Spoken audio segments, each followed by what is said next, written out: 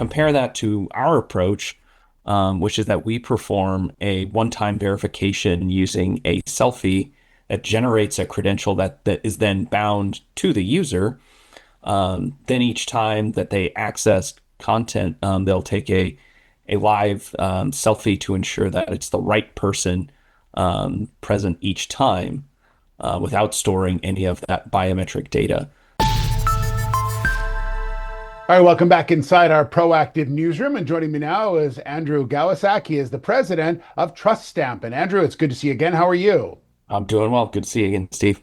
Yeah, so I wanted to get some thoughts on. I know you've had some news out today, and we'll talk about that in a second. But for people not familiar, there's been some online safety laws that have been implemented in the UK and the US as well. And these ones are interesting, and they have some, I guess, some flaws as well. So thought I'd get your reaction as an expert in the community. Yeah, so I guess I'll start off by saying, online safety is critically important. But what we have in these cases are really well-intentioned laws being rendered totally useless by widely available existing technologies. What we've seen in the UK is that the moment the regulators tried to enforce their new law, it was immediately undermined by a massive surge in VPN use. The system was really a house of cards, and it was built on a flawed premise. And unfortunately, it's often companies who are going to suffer the consequences of that. Yeah, what are some of those potential risks for regulated companies?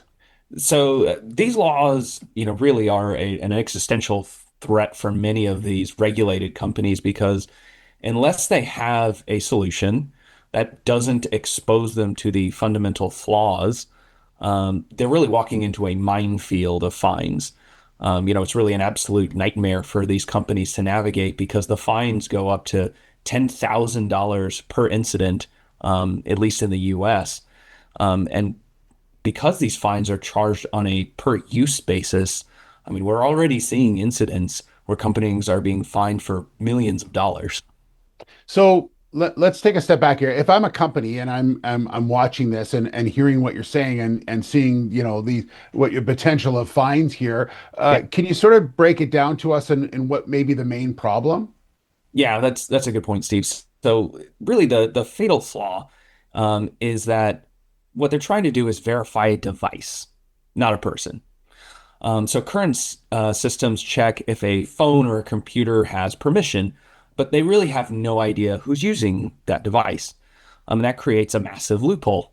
For example, if a child has access to the device of an adult in their home, or again, as the case in the UK, if they just purchase any of the dozens of widely available VPN services, they can get around those types of systems.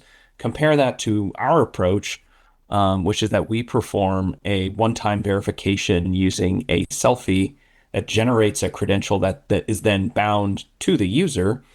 Then each time that they access content, they'll take a live selfie to ensure that it's the right person present each time without storing any of that biometric data.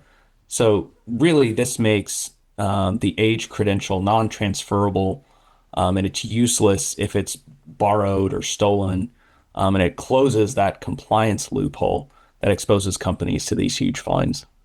And obviously, it's an opportunity for your company. And today's news talks about that and in Yeah. rolling out systems that enable people to use this type of technology. Yeah, absolutely. Age verification software is, a fast growing sector. Market Intelio's age verification solution research report for 2023 predicted it would reach 5.12 billion by 2033.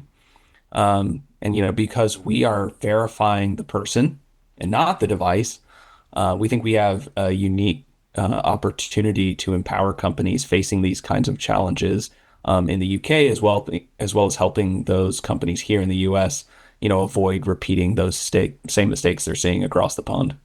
Absolutely. Pretty interesting biometric binding technology rolled out today. Andrew, great stuff. Good to see you again. And thanks very much for providing us a bit of insight into some things that companies are battling with literally every day.